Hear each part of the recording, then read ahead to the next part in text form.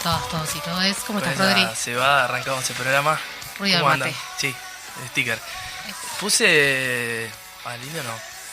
Pero estaba sonando los fundamentalistas del aire acondicionado. Ay, Para que no me critiquen la CM, ya les doy entidad femenina, que me dijeron que era un antirricotero. Por vía Twitter.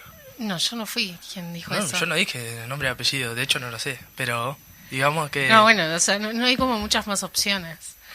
No sí, queremos hay mandarla como de frente muchas al más aire opciones. tampoco. Bueno, está cerca de un micro, podría Sí, defenderse. está. Es antirricotero, quiero decirlo. Bueno, está. Pero mentira. el programa no, evidentemente. El Tremendo nombre tema, es- aparte. Sí, tremendo tema, pero digo, el nombre es una clara referencia. ¿No? Sí. Digo, yo, O a vos, no sé. no tarado.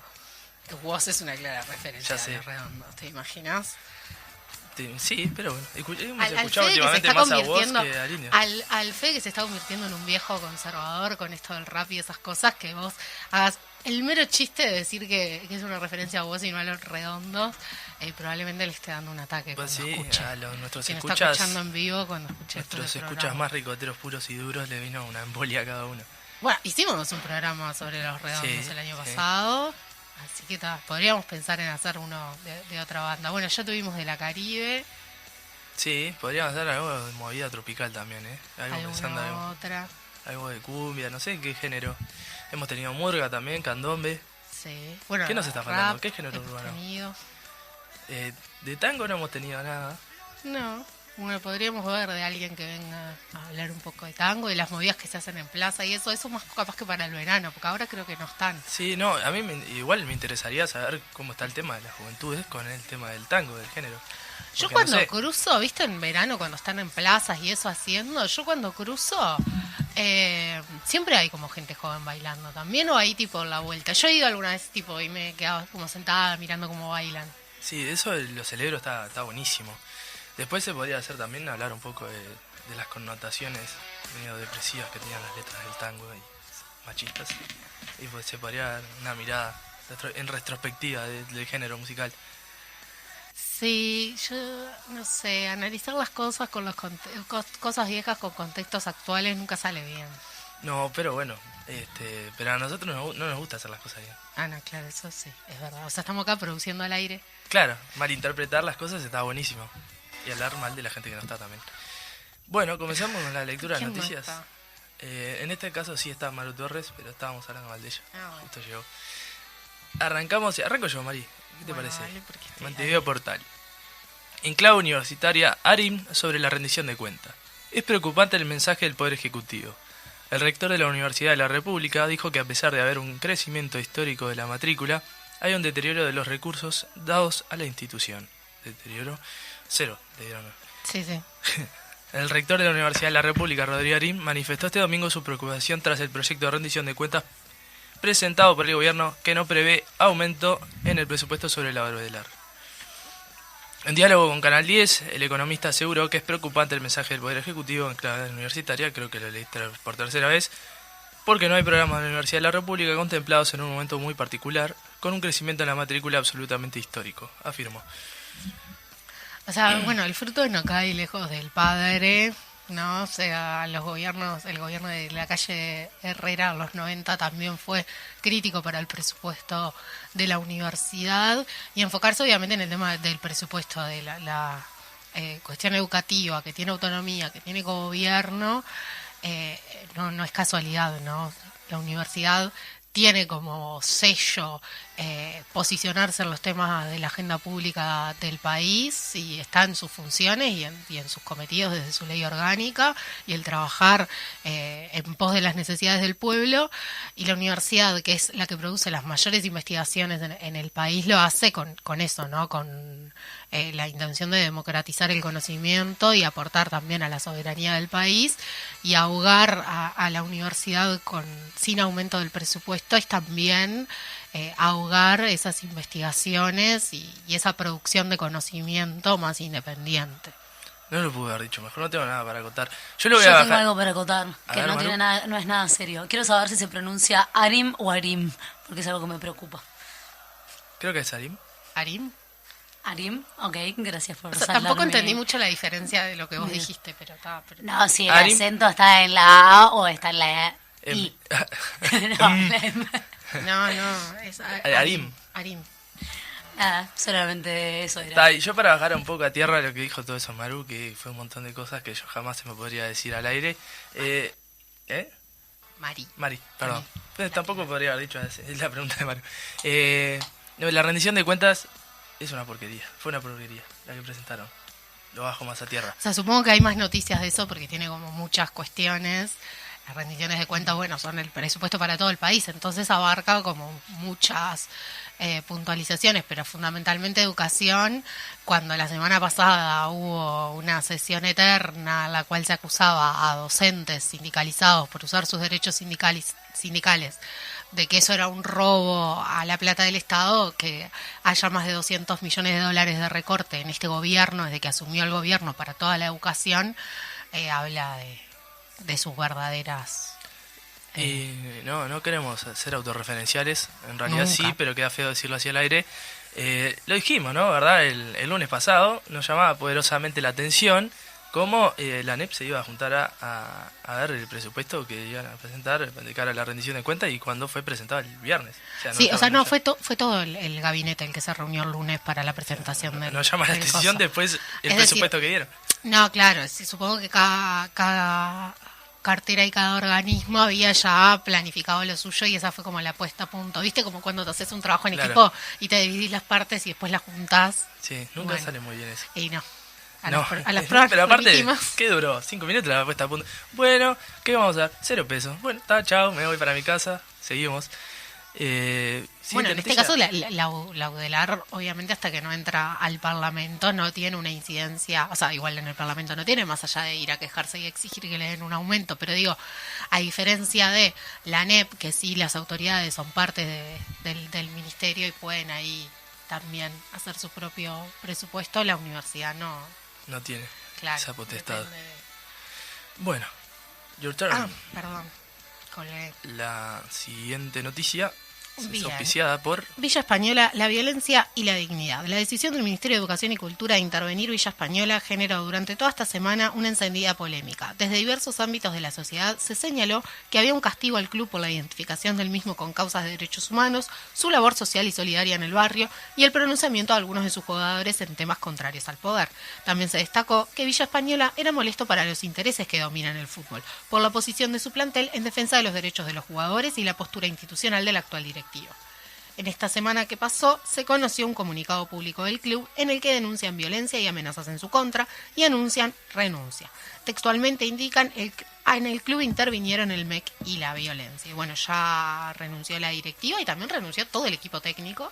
Sí, algunos algunos jugadores que jugadores. estaban a préstamo quieren la rescisión de su contrato y también lo que es el Bigote López anunciando su retirada al fútbol profesional, que bueno, estaba viendo si iba a ser a final de año o en el siguiente, pero bueno, fue adelantar ese paso, sobre todo con un involucramiento que lo tenía más allá de lo futbolístico, a nivel personal, era muy allegado con la directiva y estaba metido ahí en la interna.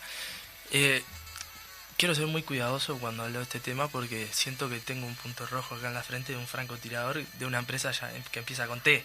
Un granito tenés igual ahí, justo en la frente. Sí, gracias por decirme que es un gran y no un francotirador de una empresa que tiene los derechos de imagen. No, pero sin duda también, además de bueno las cuestiones más políticas que se vivieron y hablábamos el lunes pasado también de las declaraciones contradictorias del ministro de Educación y Cultura, hay intereses y en esta disputa de la AUF y Tenfield y bueno, la Mutual terminó por parar el fútbol. La nombraste vos, no yo.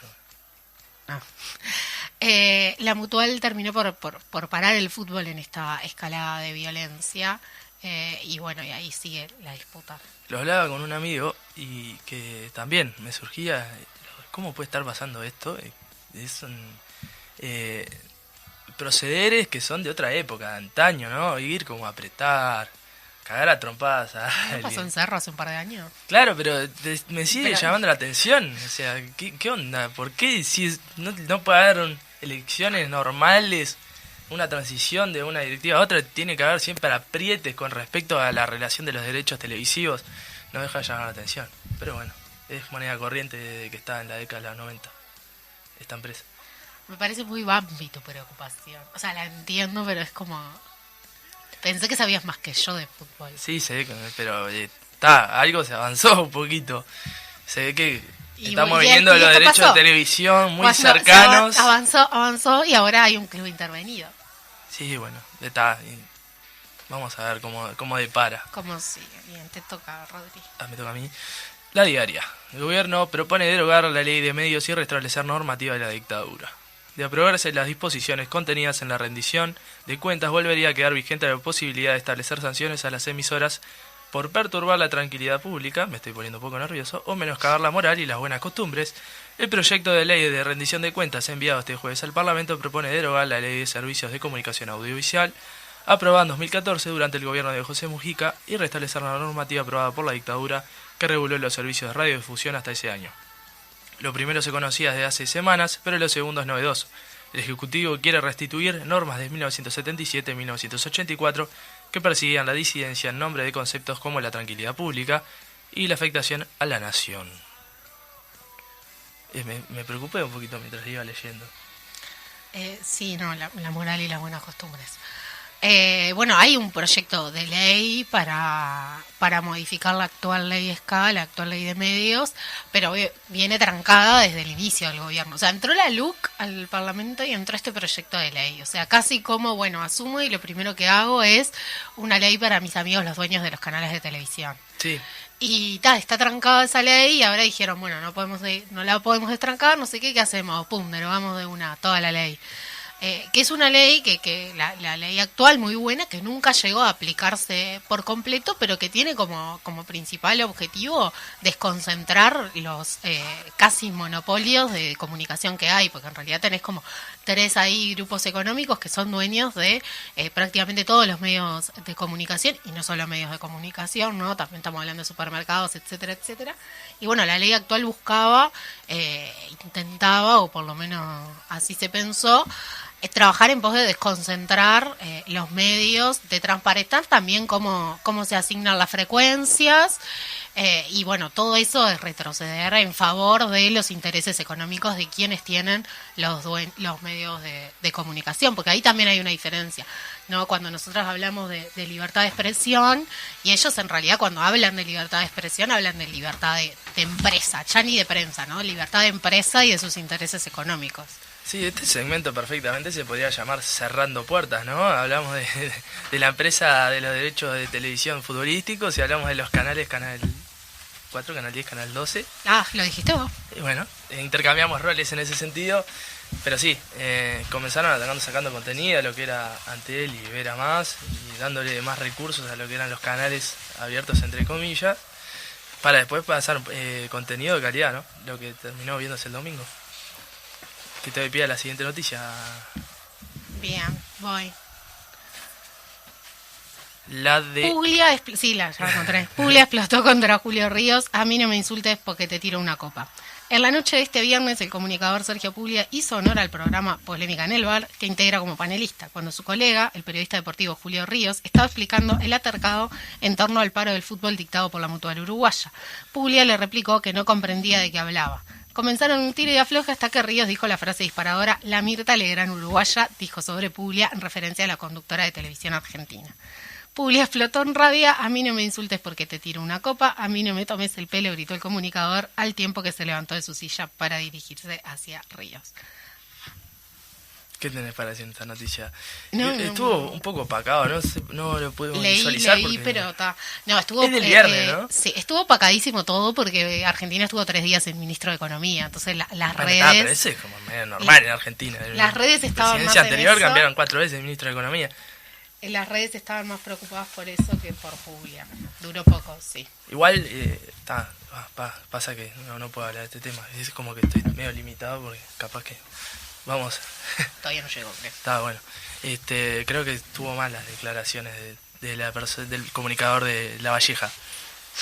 Más allá, no quiero ponerme en defensa de Puglia, pero bueno, un poquito sí. ¿Qué tenemos en el programa de hoy?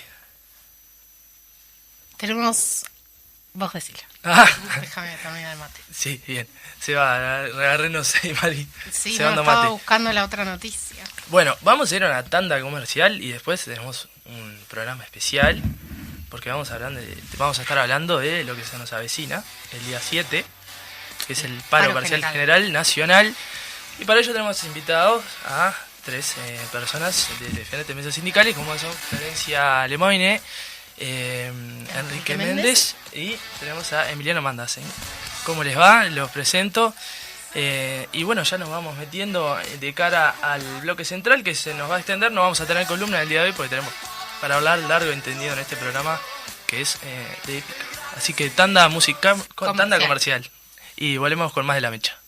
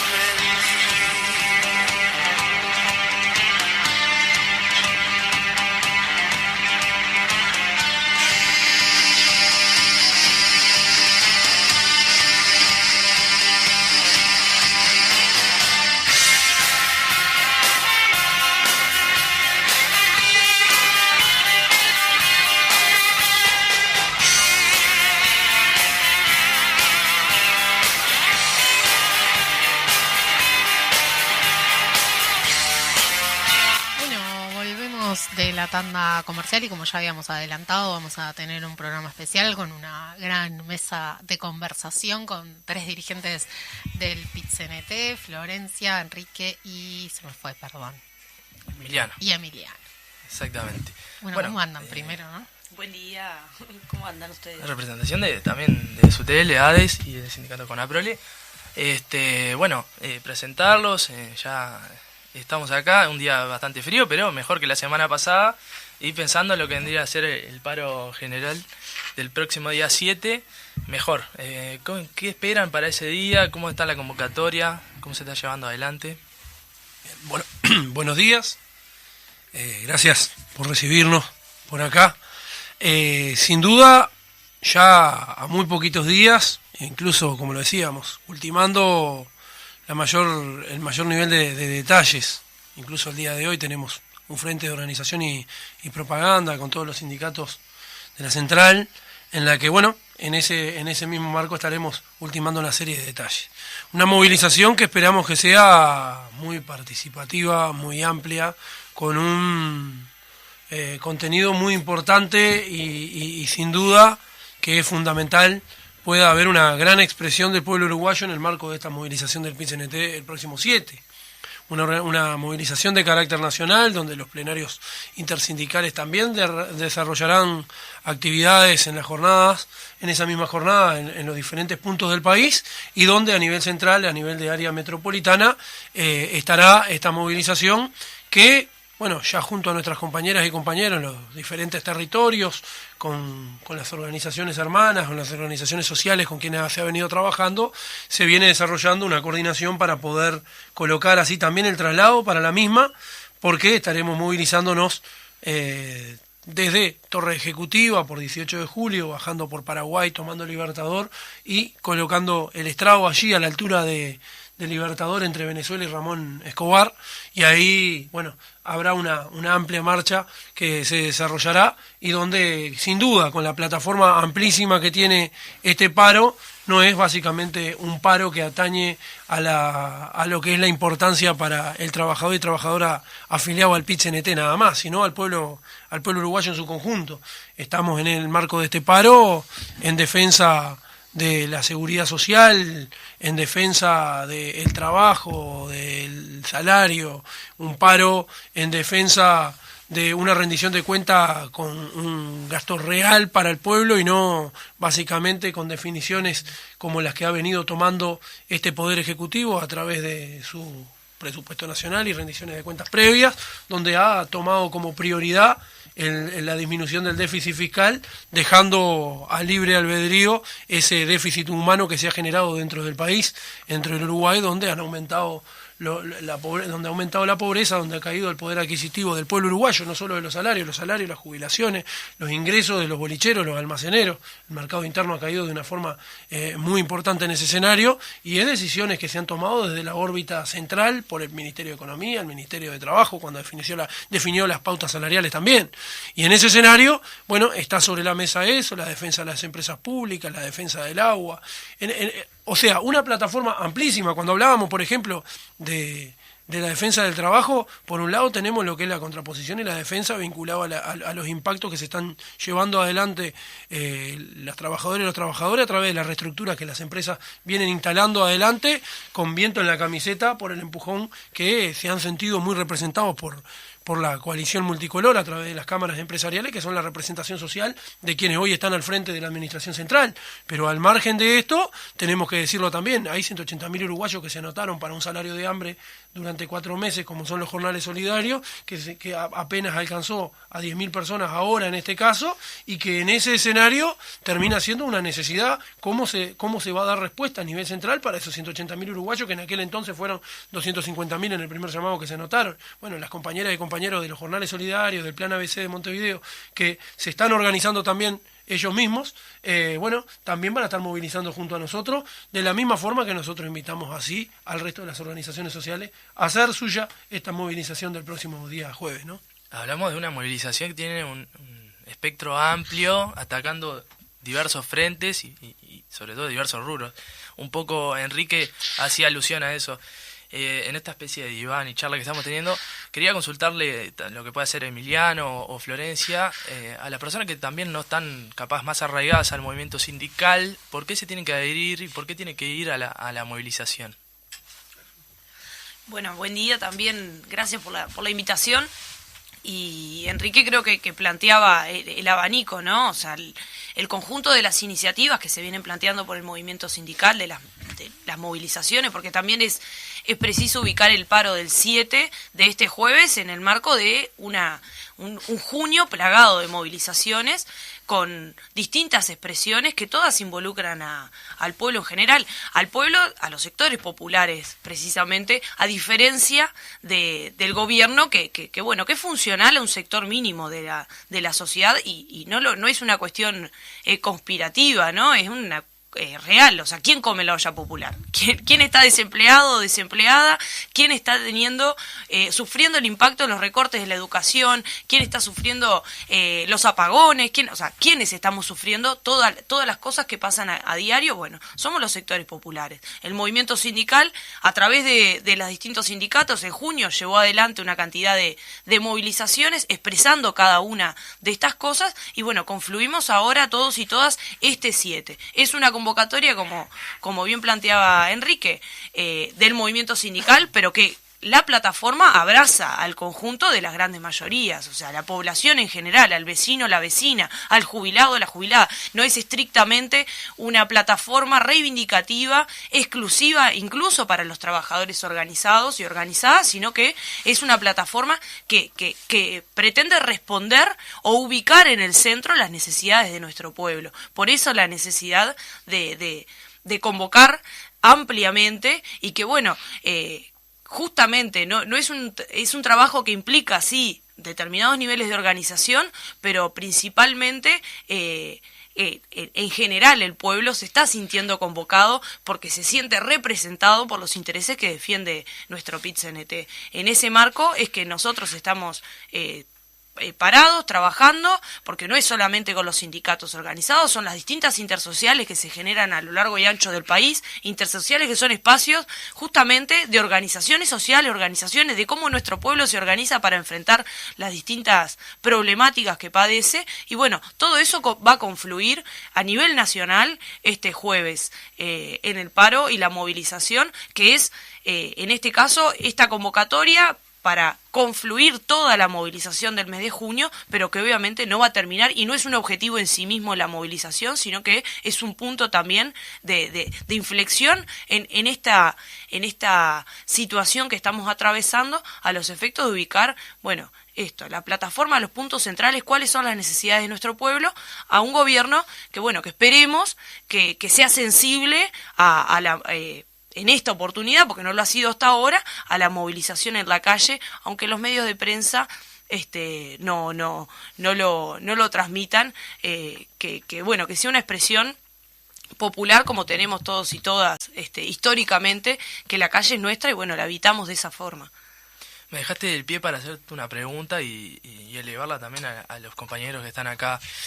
¿Cómo han visto la respuesta del campo popular y también del vecino y la vecina ante estos ataques y embestidas desde el gobierno y sobre todo con ese brazo que tiene el gobierno, que es los medios masivos de comunicación, atacando sin dudas a lo que es el PIT-CNT? ¿Cómo han visto la participación del pueblo en general? Buenas tardes y gracias por la invitación. Buenos mediodías, mejor dicho. Yo creo que la respuesta ha sido contundente. Creo que el movimiento sindical y ese arco de alianzas que ha trazado ha establecido una metodología de trabajo que es el territorio, son las intersociales, como se decía, es el mano a mano con la gente. Creo que todo el proceso de acumulación que se viene realizando, que tiene para mí, más allá de la derrota técnica con respecto a la ley de urgente consideración, tiene una victoria política y metodológica, es que el único mecanismo que tenemos nosotros es trazar una perspectiva que nos permita profundizar ese trabajo territorial, el mano a mano con la gente y la comprensión de temas que son de una gravedad que a veces nos cuesta tomar la dimensión, porque yo creo que lo que planteaban Florencia y Enrique es vital. O sea, este paro del 7 es la síntesis o procura generar una síntesis después de una gran perspectiva de movilización. El 1 de mayo tiene una plataforma reivindicativa y propositiva por parte del movimiento sindical, en la oratoria principalmente del compañero Marcelo Abdala, donde no solo se plantea el problema, sino se plantean posibles soluciones. Esas soluciones no llegaron. Al contrario, hay una orden del gobierno de tomar la ofensiva y lo que hay es un profundo ajuste del capital sobre el trabajo y una desregulación del Estado en forma brutal. Creo que lo que está ocurriendo con los compañeros de SUTEL y todo el tema de las telecomunicaciones es un planteo clave de eso y de una búsqueda de un predominio hegemónico que nosotros debemos quebrar con la territorialidad y el mano a mano, y además habla de la calidad democrática del país, ¿no? Creo que también tenemos que poner eso arriba de la mesa.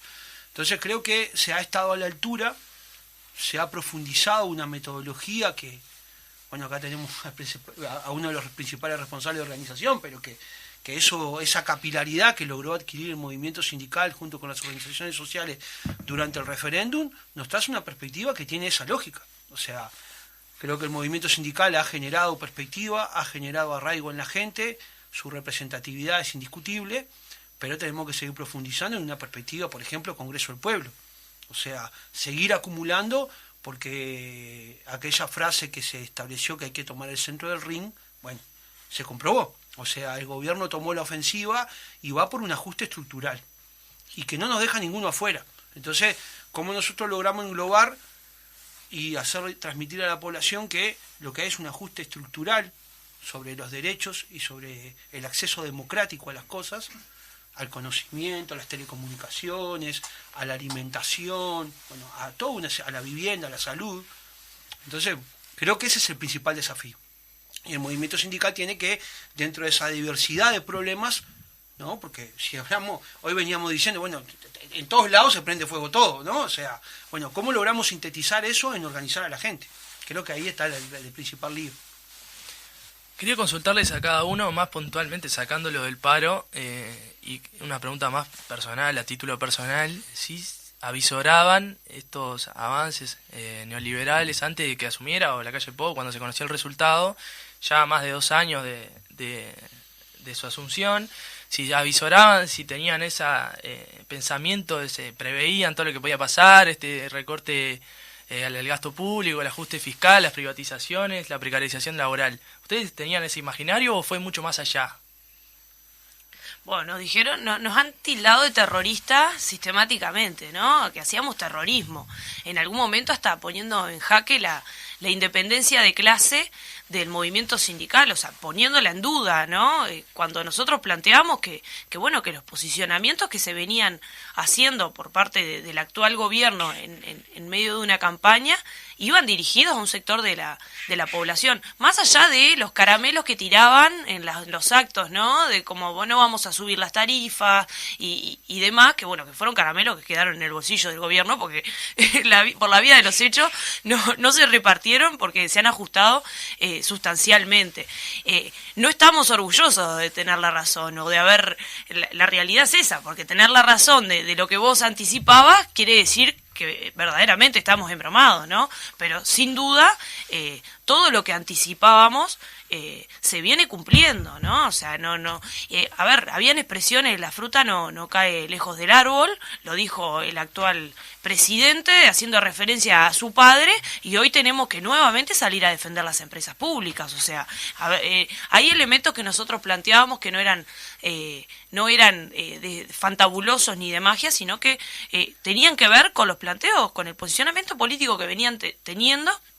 Y estos elementos de decir, bueno, ¿de qué sector? Es un poco la discusión, ¿a qué sector pertenecen ellos y ellas, ¿no? Gente familias que tienen la vida resuelta por 1000 vidas, si quieren, la tienen financiada, ¿no? Nosotros y nosotras en una vida no nos alcanza para llegar a fin de mes, o sea, difícilmente podían tener la sensibilidad popular como para estar a la altura de gobernar para el pueblo. Y bueno, y lamentablemente esas cosas se vienen evidenciando medida tras medida, ¿no? Porque no hay, como decía Emiliano, no hay una sola que vos digas, bueno, esta viene y por lo menos alivia. No, en realidad es como, nos tratan es caridad, ¿no? Es como el Mac Día Feliz, soy solidario, tiro un caramelo, los Juegos del Hambre, arréglense. O sea, básicamente... Eso se puede fácilmente visibilizar con las ONG amigas que tratan... Con todo. Las O casualidad que todos los un negocios ejemplo. Conducen para los empresarios, todo, o sea, no hay nada. Todo lo rascás un poquito y todo tiene un beneficio económico, un empeño del país, porque no es solamente la pérdida hoy, sino que nos queda a futuro. Miremos el puerto, bueno, las empresas públicas son buena señal de eso, la educación, cuánto comprometen el futuro, no es solamente una cuestión que decís, bueno, ahora sobrevivís a esta etapa y bueno, y el después se puede construir, sí, el después hay que construirlo, pero va a ser construir sobre un deterioro que es sumamente profundo y complejo, ¿no? Porque deja una cantidad de generaciones, no estamos hablando no es un lobby político, ¿no? Estamos hablando de que comprometemos la vida, ¿no? La supervivencia de los uruguayos y uruguayas en tanto, bueno, la gente come gracias a la respuesta y a el primer bastión de resistencia, que es la organización, es decir, bueno, yo no me puedo resignar a estar sentado en mi casa teniendo el plato de comida y que al lado no esté comiendo. Bueno, el primer bastión de resistencia está ahí. Y después lo que planteaban los compañeros, ¿no? El resto de cómo se organiza esa resistencia para transformar, ¿no? Y no quedarnos siempre en el asistencialismo. Nos merecemos una vida digna, a ver, todos los que vivimos y todas de nuestro trabajo, además. Sin dudas. Lo decía Sí, María. No, iba a decir que hay como un ataque además en esto de que Flor hablaba hace un rato, de todas las movilizaciones que han habido en junio, de cada sindicato, ¿no? Porque también hay un ataque como por todos lados, no te zafan una, ¿no? Estás como saliendo a defender a Antel y por el costado saliendo a pedir plata para la universidad y al otro día tenés que salir a defender a la construcción. Entonces, ¿cómo es, además del trabajo así hacia el paro y además cómo se planifica, cómo cómo se planea la defensa de todos esos flancos cuando como que te atacan por todos lados, por decirlo así, ¿no? Sí, claro, yo que soy un mero militante, termina la campaña del referéndum y ahora de nuevo, no terminás nunca de militar y no me quiero imaginar ustedes, ¿cómo se sobrelleva eso? A ver, y lo ato con la consulta que hacía inicialmente y que Flor contestaba, y voy al momento después de la respuesta de Flor. Porque ya Flor perfectamente contestó vinculado a si nosotros lo hubiéramos pensado. Y de ese modo, tal como fue la respuesta, empíricamente quedó comprobado claramente por la vía de los hechos que no era un discurso lo que se decía, lo que decían. Y eso basta con hacer un desarrollo de lo vivido en este tiempo en Uruguay, ¿no?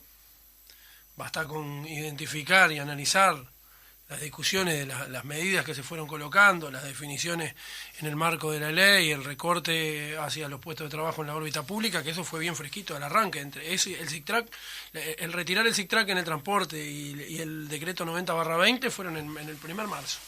Derechitos ahí, iniciando la pandemia, instalaban absolutamente esa definición. Luego siguieron también con las definiciones del puerto, las discusiones vinculadas al presupuesto nacional, aquel recorte terrible que le hicieron a colonización y que basta hablar con los compañeros de Fugman para que ellos te demuestren donde en esos más de 300 asentamientos tan solo van a atender 9 padrones, con ese recorte brutal que le instalaron al Instituto Nacional de Colonización.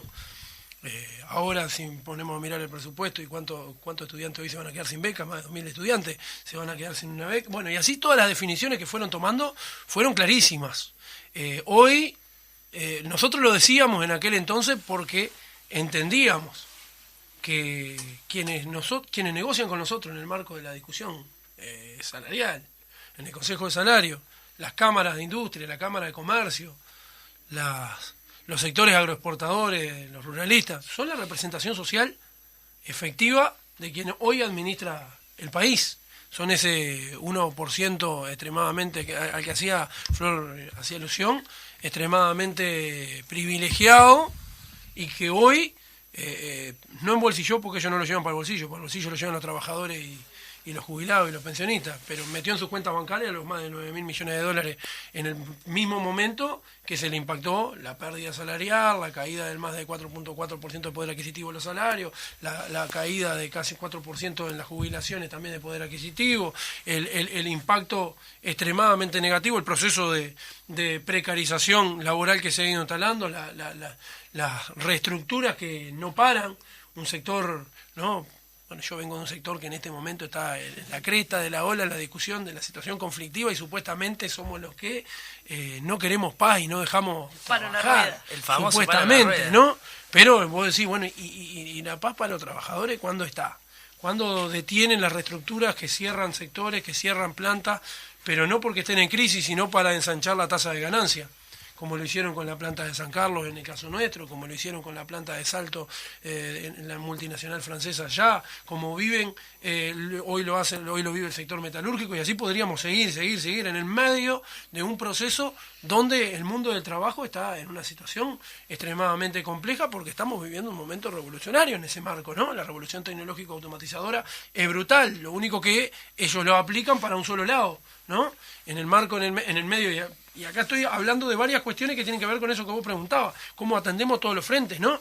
Porque mientras se generan esas reestructuras, mientras se instalan las nuevas tecnologías, defendemos los puestos de trabajo, pero no es contradictorio con defender nuestro salario, ¿no? Porque incluso el verdadero peso salarial no está en el salario de los trabajadores y las trabajadoras, está en esos cargos gerenciales que trabajan para los sectores empresariales, que son los verdaderos cargos pesados que tienen. Yo lo decía el otro día, se preocupan, planteaban salario de zafrales de Conaprole y lo decía el diario vocero de la dictadura, lo dijo en la editorial que nos dedicó el domingo pasado, como jactándose del salario de nuestros compañeros zafrales y de los compañeros recién efectivizados. Ahora no hablaban que en la propia industria hay gerentes que tienen salarios superiores al presidente de la República y que existen cientos y cientos y cientos de cargos de dirección que ganan 4.000, 5.000, 6.000 dólares y arriba por mes. Y esas son las realidades que tienen, pero sin duda, el proyecto, las cuestiones vinculadas a la revolución tecnológica automatizadora la piensan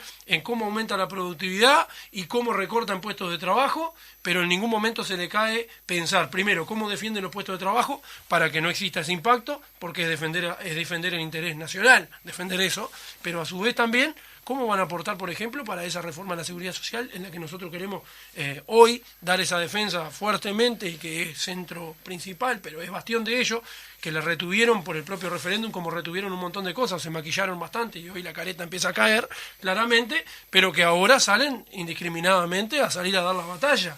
Y mientras tanto tenemos que seguir observando cómo no cae ninguna propuesta de cómo el gran capital, cómo ese que está disminuyendo un puesto de trabajo por nuevas tecnologías, cómo va a aportar para la seguridad social pública, pero por el otro lado tampoco seguimos viendo cómo tampoco se les cae una idea de cómo van a tocar la caja militar. Y así sucesivamente, hay frente por todos lados, pero todo tiene una cuestión en común, en que estamos en el marco de una realidad de que por un lado está el pueblo organizado, que es la clase trabajadora, no necesariamente es necesario ser asalariado para ser trabajador. Esa es una realidad y es un gran desafío que nosotros tenemos como PIT-CNT, como nuestros vecinos y nuestras vecinas, los monotributistas, el feriante, el pequeño y mediano productor, cómo se entiende en esta misma lógica. Y por eso cuando Emiliano mencionaba el Congreso del Pueblo quise hacer un proceso de síntesis importante y es con ello que lo tenemos que construir.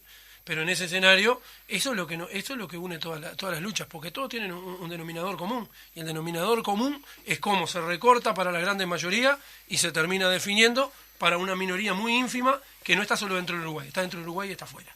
Y en ese entendido, la privatización de las empresas públicas y el laburo de gestión que llevan para las grandes cámaras empresariales dentro del Uruguay, ¿no? Y en el medio de todo esto también hay actores del gobierno que impulsan discursos de odio, ¿no? Hablábamos de algún ejemplo afuera del aire, pero digo, puntualmente...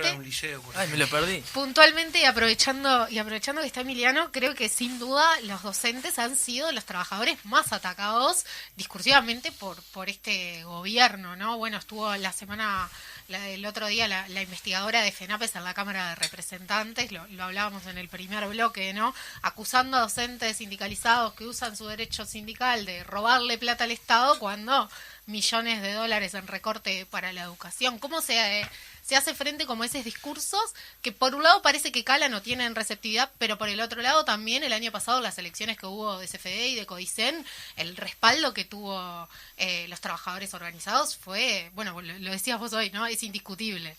Sí, yo lo primero que yo rescato lo que decían Florencia y Enrique, ¿no? Uno no festeja tener razón, porque en ese tener razón hay miles y miles de uruguayos y uruguayos, adolescentes y niños pasándola realmente muy mal. Pero sí revela que el movimiento sindical uruguayo, que es respetado a nivel mundial y que tiene una rica historia, no dice las cosas por decir y no hace gimnasia sindical, estudia. Un movimiento sindical que tiene documentos que son emblemáticos para la construcción democrática del Uruguay. No solo documentos, sino gestos con respecto, bueno, hace poco el tema de recordar la huelga general. O sea, creo que nosotros tenemos que tratar de visualizar el momento histórico y el grado de responsabilidad que tenemos en este momento. Que no es fácil estar en un momento de estos teniendo responsabilidades circunstanciales al frente de sindicatos muy importantes, pero creo que tenemos un movimiento sindical que tiene una historia de una dignidad y de un compromiso con su pueblo que no lo puede vulnerar ningún blindaje mediático. Yo creo que eso me parece importante destacarlo, porque venimos de una rica historia y vamos a construir una rica historia, con dolores, con contradicciones, con cosas, pero lo vamos a lograr hacer porque venimos de lugares muy emblemáticos y dirigentes sindicales que nos han dejado realmente muchas cosas. Entonces me parece que ahí hay un punto clave. Y creo que fue muy responsable lo que hizo el movimiento sindical. El movimiento sindical, previo a la segunda vuelta electoral, salió a jugar algo que es sagrado para él, que es correr al filo de su independencia de clase, diciendo, miren que lo que está en disputa son modelos. Y hay un modelo de clase que se va a instalar que va a tener estas repercusiones. Y bueno, lamentablemente no nos equivocamos. Con respecto al tema de los docentes, yo creo que ahí hay un problema que es, la educación es un tema muy complejo de entender y a veces a nosotros nos cuesta comunicarlo, porque también hay que decirlo, pero creo que a veces nos dejamos llevar por el blindaje mediático y creo que abajo se van construyendo otras cosas. Lo vivimos ahora con la campaña del referéndum y con el respaldo. Yo tengo una forma muy particular de verlo, y hay compañeros que lo sufren mucho más porque no es fácil tener su nombre en la picota, la exposición mediática. Yo creo que si algunos sectores vinculados a los sectores de poder de este país, Confederación de Cámaras Empresariales, Asociación Rural, la banca internacional, eso te están atacando, es porque estás haciendo las cosas bien. O sea, yo la veo siempre de ese lado, pero creo que ha sido muy duro. Hay compañeros que lo han vivido en forma muy dramática, porque además hay otra lógica. Los que estamos más expuestos son a los que menos se atacan, de alguna manera en el cotidiano, ¿no? O sea, no está fácil ir a un liceo, colocar una cartelera sindical, hacer una reunión con padres. O sea, los compañeros, los miles de compañeros anónimos, que son en definitiva los que generan la síntesis de la federación. Algunos somos la cara visible, pero por atrás hay un andamiaje de cientos y cientos de compañeros. Creo que la están pasando mal, pero creo que bueno, que el desafío nuestro es hacer que la educación y la educación pública sea una defensa de todos los trabajadores, pero también nosotros abrirnos a que todos y todas, los compañeros de todas las ramas y la sociedad en general se involucre con el tema educativo y no tener solo nosotros el patrimonio de ese debate. Ahí tenemos un gran desafío. Si logramos hacer eso, que nos cuesta mucho porque también nos paramos en nuestro lugar de profesionales de la educación y a veces nos cuesta escuchar, creo que vamos a dar grandes pasos y creo que estamos tratando de hacerlo. Pero no es sencillo, pero el tema de los ataques y el tema de la investigadora creo que es un capítulo muy grave por el tema de la judicialización de las libertades sindicales. Creo que ahí tenemos otro capítulo más para agregarle más leña al fuego, que es el proyecto de ley que rompe la ultractividad de los convenios, que establece toda una serie de elementos de retroceso en la ley de negociación colectiva. Es un capítulo más que está arriba de la mesa en el Parlamento, que lógicamente nos lleva a una disputa que es estructural. Y ellos tienen claro que la disputa es estructural, porque ellos no tienen un proyecto para 5 años, tienen un proyecto para 50. El otro elemento que el tema de la rendición de cuentas tenemos que vincularlo a todo esto que decían los compañeros, porque lo que se está haciendo en la rendición de cuentas en una rápida lectura es establecer una transformación estructural del Estado con pérdida de derechos y te están dando parte de lo que ya te sacaron, ni siquiera la totalidad. Digo, para establecer un parámetro claro de lo que estamos discutiendo. Pero creo que la construcción va por ahí y nosotros tenemos que ir a la ofensiva. O sea, no hay plan B. Hablaban del Congreso del Pueblo, cómo viene ese trabajo, esa construcción y cuáles son los siguientes pasos que quedan en estos próximos meses. Bien. Primero, nosotros tenemos resolución de nuestro Congreso del PIT-CNT de caminar hacia una alternativa que nosotros dimos llamar Congreso del Pueblo, pero en fin, no va en el nombre la esencia, sino en su contenido. Y que sin duda tampoco es una cuestión que se genere de forma administrativa, que existan los pasos, y bueno, y primero hago esto, después lo otro, y terminamos, y por lo tanto le convocamos y está el día y tal otro. No pasa por ahí esas cuestiones. Y entendimos que ese Congreso es una cuestión fundamental como un proceso de síntesis que permita construir algún tipo de alternativa programática que encuentre respuestas a las necesidades urgentes que el pueblo no obtiene y que hoy las venimos hablando a lo largo de toda esta mesa el día de hoy con cómo lleva adelante la administración central, la administración del país, pero que a su misma vez también podamos colocar en ese proceso un trabajo de luces largas donde nosotros podamos colocar sobre la mesa un programa que pueda modificar la estructura, por decirlo de cierta forma, que no discuta básicamente lo que significa la distribución del ingreso y no más allá, que piense el desarrollo productivo nacional en un formato sustentable y real, pensado para las grandes mayorías y no pensado para unos poquitos. Y así sucesivamente una serie de cuestiones que tienen que estar sobre la mesa. Ahora, eso se construye y se construye de a poco y no se hace desde una organización en particular.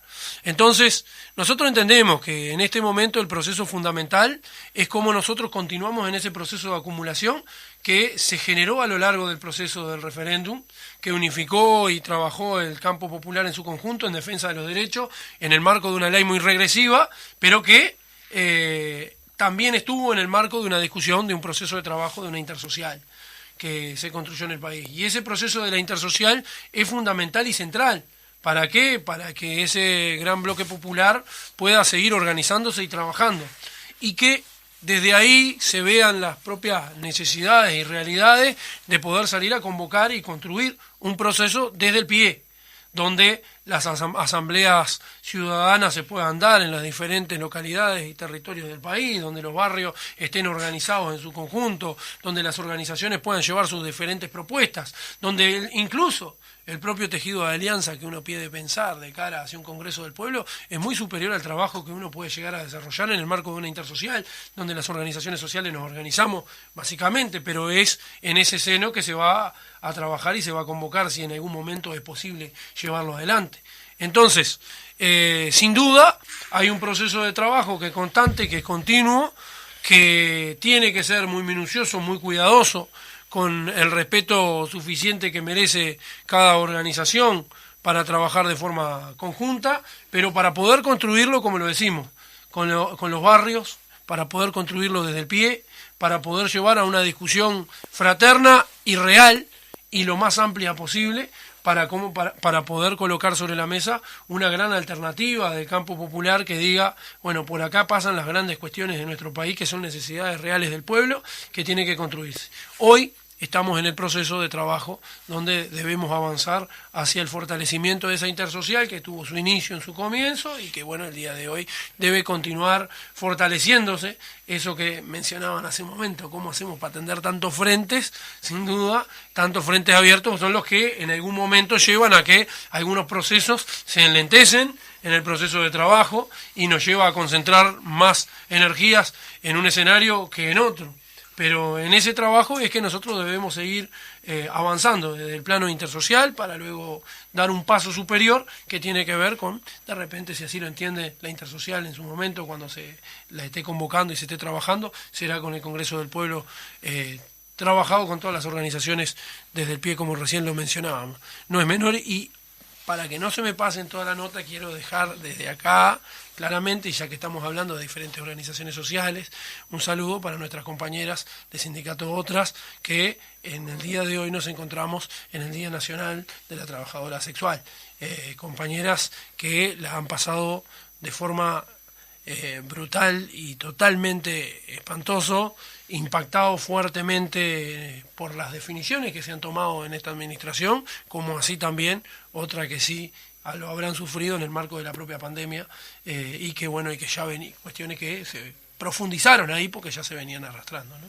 Entonces, en ese escenario quiero también desde acá, antes que se me vaya a pasar, poder dejar ese saludo, que el día de hoy a las 18 horas se estarán juntando en el PIT-CNT y haciendo una actividad muy importante. Extendemos el saludo. En estos minutitos que nos van quedando, ya estamos cerrando el programa prácticamente, así que vamos a hacer preguntas cortitas. Maru me decía, con este panorama, ¿cómo no nos vamos del país? ¿Cuál es la respuesta de esa pregunta que nos hacemos? ¿Cómo y a dónde nos vamos a ir? Claro. O sea, no, en realidad yo creo que, o sea, es necesario, justo, no es una frase de, es necesario alcanzar un mundo mejor, una realidad mejor, pero más necesario es luchar, ¿no?, para construir esa realidad. Y creo que la responsabilidad y el compromiso tiene que ver con eso, ¿no? O sea, la trinchera es esta es este es el lugar en el mundo que nos tocó y que bien querido, ¿no?, lo tenemos, así que nada, y no somos en esta cuestión, ¿no?, de todo el desprestigio del movimiento sindical. También hay un discurso que se viene planteando y que es bien importante, y Emiliano capaz que lo dijo al pasar, los sindicalistas por un lado y los trabajadores por otro.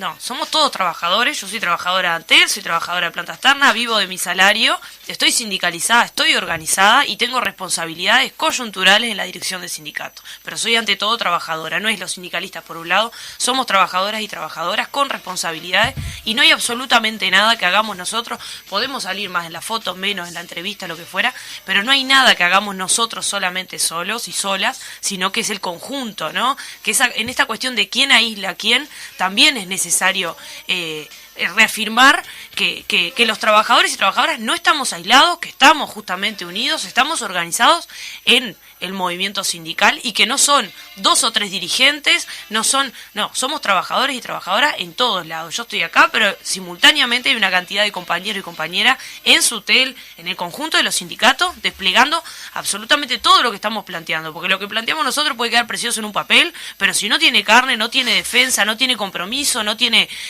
combate en la calle, no, es un panfleto de redes sociales, así que eso es bien importante y bueno, y nada, nos tocó esta trinchera y la asumimos con total orgullo y compromiso y bueno, vamos a dejar, porque tenemos que dejar el cuero en la estaca como lo hacen compañeros y compañeras a lo largo y ancho del país. Como hacemos siempre, es un gusto tener con ustedes, nos comprometemos a futuro, a que vuelvan a venir y da para hablar largo y entendido, pero ahora nos tenemos que ir. Cerrá y despedir a tu gente, Mari. Cierro y despido a mi gente. A tu gente. Mi favor.